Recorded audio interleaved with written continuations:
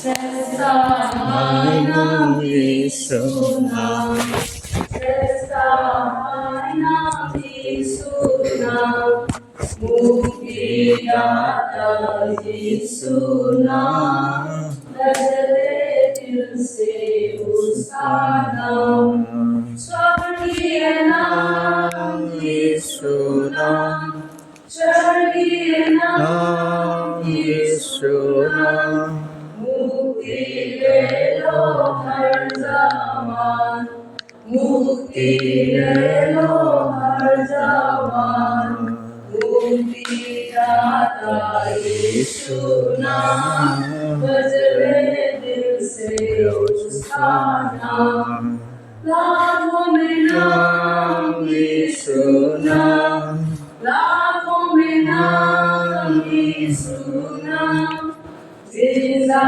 करता यीशु नाम, जिंदा करता यीशु नाम, मुक्तिदाता यीशु नाम, गजरे दिल से उसका नाम। সকলকে নমস্কার জানাই, গুড মর্নিং। আমরা এই বিশেষ সময়ে আমরা ঈশ্বর যে সর্বশক্তিমান সৃষ্টিকর্তা তার কাছে প্রার্থনা করি। বিশেষভাবে আমাদের যে জীবন ঈশ্বরই হাতে, আমরা আজকে জীবন আছি, বাঁচিয়ে আছি, এই সমস্ত কিছু ঈশ্বরের অনুগ্রহ। যেন ঈশ্বরকে প্রশংসা ধন্যবাদ আমরা যাচনা করি।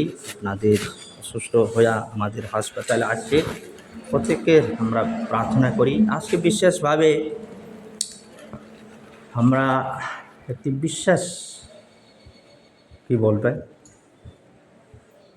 মানুষের জীবনে খুবই প্রয়োজন। যারা প্রভু যিশুকে জানেন, আমরা সকলের জীবনে তিনটি উৎসব আছে। এটি হচ্ছে পাম সানডে, এখন যে আছে যে আগামী রবিবার যিশু খ্রিস্টের জেরুজালেমে প্রবেশ, বিজয় যাত্রা। তারপর কি হইল গুড ফ্রাইডে, পুণ্য শুক্রবার। তারপরে আবার কষ্ট দুঃখ তাড়না বিপদ মৃত্যুর দিবসে গুড ফ্রাইডে। এরপর যিশু কি হইব, আবার তিনি পুনরুত্থান হবে। এই যে তিনটি দিবসটা যারা আমরা যিশুকে জানেন, আমাদের জীবনে খুবই গুরুত্ব। এমনকি প্রত্যেক পাপী লোকের জন্য এটি খুবই গুরুত্ব একটা পালন আর কি। এটা সত্য ঘটনা। এটা আমরা আজকে পাম সানডের বিষয়ে একটু আমরা চিন্তা করব। আর বিশেষভাবে পাম সানডে বা যিশুর যে জেরুজালেম বিজয় যাত্রা, এটা আমাদের যে সুসমাচার বা গসপেল বলা হয়। এখানে 4টি বই আছে গসপেল। এর মধ্যে সুসমাচার, এই সুসমাচারে উল্লেখ করা হয়। এর মধ্যে উল্লেখ করা হয়েছে এই ঘটনাটি আকস্মিক ছিল না, এভাবে হঠাৎ এইরকম করিয়া এরকম হয়েছে এইগুলা না।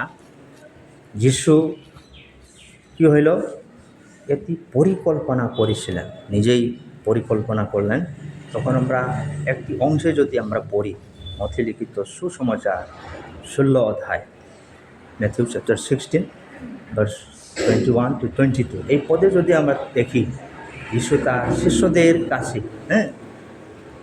আগেই তার আসন্ন দুঃখ ভোগ, মৃত্যু এবং পুনরুত্থান সম্পর্কে তিনি জানিয়েছিলেন। mana sigadaba awaba nangadaba maram kaya ma loina ke dormi agi sitso sing sibuk sing de takpiram asum mo oigado thokado to mase awana pugani sigani ego phungani habis একটি অংশতে পড়ি, আমরা প্রার্থনা করব আর পরে আমরা প্রার্থনা করব। আজকে এই অংশতে পড়ি মার্ক লিখিত সুসমাচার এই অধ্যায়ে দেখি আমরা 11 অধ্যায়ে দেখব। 11 অধ্যায় gospel of mark chapter 11 verse 7 to 10 পড়ি, মাত্র 3টা পদ পড়ে। এখানে লেখা আছে, পরে তাহারা সেই গর্দভ শাবককে যিশুর নিকটে আনিয়া তাহার উপরে আপনাদের কাপড় পাতিয়া দিলেন, আর তিনি তাহার উপরে বসিলেন। তখন অনেক আপন আপন বস্ত্র পথে পাতিয়া দিল ও অন্যেরা ক্ষেত্র হইতে ডালপালা কাটিয়া পথে সারাইয়া দিল। আর সেই যে সকল লোক অগ্রে ও পশ্চাতে যাইতেছিল তাহারা উচ্চস্বরে কহিতে লাগিল, হোসানা, ধন্য তিনি যিনি প্রভুর নামে আসিতেছেন, ধন্য যে রাজা আসিতেছে আমাদের পিতা দাউদের রাজ্য, ঊর্ধ্বলোকে হোসানা। ঈশ্বর আশীর্বাদ করুন। এই যে পাম সানডে, আমরা প্যাশন সানডেও বলা হয়, এই যে নামটা পরিচিত এই দিনে যীশু খ্রিস্টের বিজয়ী যাত্রা। হ্যাঁ, তারপর কি হয়, জেরুসালেমে প্রবেশ ঘটে। যিশু যে কেন তিনি প্রবেশ করলেন, এই স্থানে গিয়ে এই কষ্ট, দুঃখ, তাড়না, আপদ বিপদ কষ্ট পাইব। সে জানে যে মরার পথে আইতেছি, মৃত্যুর পথে। হ্যাঁ, এটি শেষ ভোজের 2 দিন আগে সংঘটিত হয়। লর্ড সাপার বা প্রভুর ভোজটা করেন। তারপর পাম সানডেকে প্যাশন বা যিশুর জীবনের শেষ ঘটনা। এখানে কি হয়, অর্থাৎ তার মৃত্যু ও পুনরুত্থানের সূচনা হিসাবে চিন্তিত করা হয়। এই অংশের মধ্যে যীশুখ্রিস্ট জেরুসালেমে প্রবেশ করেন, কি হলো তিনি, এবং রাজার মতো তাকে স্বাগত জানানো হয়। দেখো, জনতা তাল পাতার ডাল নেমে হোসানা হোসানা বলে চিৎকার করে, যার অর্থ কি? এর অর্থ হচ্ছে, এখনই আমাদের রক্ষা করুন, সেপাস রক্ষা করুন, তারা সিলাইব আর কি না। আর লোকেরা একজন রাজনীতিক রাজাই তারা প্রত্যাশা করেছিল। তারা মনে করে, এই তা আমাদের রাজা এসে আমাদেরকে রক্ষা হইব, এইভাবে না।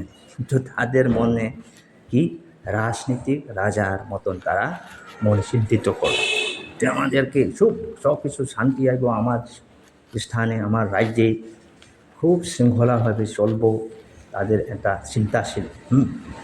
তারপরে কি হইল, তারপরে কিন্তু যীশুখ্রিস্ট এসেছিলেন একজন আধ্যাত্মিক ত্রাণকর্তা হিসাবে, আমাদেরকে উদ্ধার করার জন্য, পাপ থেকে উদ্ধারকর্তা হিসাবে তিনি প্রবেশ করিলেন। দেখো, যে রাজা ভিন্নভাবে এসেছিলেন, যীশুখ্রিস্ট যখন জেরুসালেমে প্রবেশ করলেন, তখন শহরটি নিস্তার পর্বের জন্য পরিপূর্ণ ছিল এই সময়টা। মানে তারপরে অবশেষে এসেছিলেন, তাই তারা চিৎকার করে বলেছিল, হে দাউদের সন্তান, হোসানা হোসানা বলছেন না। কিন্তু যিশু এমনভাবে প্রবেশ করিলেন যে সবাইকে অবাক করে দিয়েছিলেন। কীভাবে অবাক করিলেন? তার যে বিজয়ী রাজার মতন, ওই যে কী কয় আমাদের ঘোড়া না, এই ঘোড়াটা চড়াইয়া আইতে পারল। যদি রাজা হয়, জগতে রাজা হয়, এই যে সুধর চড়ার পরিবর্তে তিনি কি করলেন, একটি গর্দভী পিঠে চড়েছিলেন। গর্দভী জানে তো, ডঙ্কি একদম গাধার উপরে চড়েছিল। এটি সফরে 9 পথে এটা সম্পূর্ণ হয়েছিল। পড়ার সময় লাগে, এই যে ভাববাদী তারা পূর্ণ হয়েছিল। আর একটি দেখো, ঈশ্বরের কার্যপদ্ধতি প্রায়শই মানুষের প্রত্যাশার বিপরীতে হয়। আমরা যা কিছু চিন্তা করি এরকম হয় না। এমন মানুষ যে চিন্তা এরকম হইব কয়, আমরা একটা পরিকল্পনা আছে, কিন্তু ঈশ্বরের পরিকল্পনা কি হয়, একটি উল্টাভাবে হয়। প্রত্যাশায় বিপরীতে হয়। মানুষ ক্ষমতার সন্ধান করে, মানুষ ক্ষমতার সন্ধান করে, কিন্তু ঈশ্বরের প্রায়শই কি হয়, নম্রতার মাধ্যমে কাজ করে, খুব হাম্বলভাবে, নম্রতভাবে। আর জগতের রাজা এলে আমরা কী রকম করে, এই বাপ উল্লাস করব, আর পরে ধুমধাম আছে গার্ড হইব। তখন প্রধানমন্ত্রী এসেছিল তো প্রায় 2 সপ্তাহ আগে শিলচরে, না, যেমনভাবে উল্লাস করে, কত গাড়ি চালাই রাজা আইতেছে। তো যিশু কী করে, ওই যে গর্দভীকে চড়ে আইছি, সে রাজা। তার কাজটা দেখো না, মানুষ হচ্ছে ঘোড়ার উপরে একদম আক্রমণ করবো, এরকম শক্তিশালী হয়ে আইব। কিন্তু ঈশ্বর তার পরিকল্পনাটা অন্য রকমের হয়। সে গর্দভূমির মধ্যে সরাইলা এই গাধা সরাইছি তা রাজা নিতা এই গাধা রাজা এরকমও করতে পারি না। কিন্তু ঈশ্বরের পরিকল্পনা দেখো, আমরা কি হয় মানুষের প্রত্যাশায় কি করে বিপরীতে হয়। মানুষ ক্ষমতার সন্ধান করে, কিন্তু ঈশ্বর প্রায়শই কী হয় নম্রতার মাধ্যমে কাজ করে। তারা হোসানা বলে চিৎকার করেছিল, যার অর্থ কি এখনই আমাদের রক্ষা করুন। কিন্তু তারা আধ্যাত্মিক মুক্তি নয়, তারা চায় না আধ্যাত্মিক মুক্তি, ক্ষমা শান্তির বিষয়, কিন্তু তারা রাজনীতিক মুক্তি চেয়েছিল। তারা মনে করি এই আমাদের স্থান এইভাবে যিশু যদি রাজা হয়, পলিটিক্যাল রাজা, রাজনীতিক, আমরা সব কিছু শান্তি হইব, সমান সময় তো শান্তিতে আনবো, আমাদের দেশটা এইভাবে শান্তি আসবো, এইভাবে আমার কিছু পাইব, এরকম মনোনীত আর কি মনে এরকম করি। আর কিন্তু দেখো রাজনীতিক মুক্তি চেয়েছিল, দেখো কিন্তু গভীর একটা চিন্তা করার বিষয় কি আছে। দেখো আমরা মানুষ প্রায়শই এমন একজন ত্রাণকর্তা চায় না কি, যিনি তাদের সম্পর্কতার সমাধান করবেন, কিন্তু এমন প্রভুকে নয় যিনি তাদের হৃদয় পরিবর্তন করে দিবেন। মানুষ যেন চাই কি হয়, আমরা যিনি যাদের সমস্যার সমাধান করেন।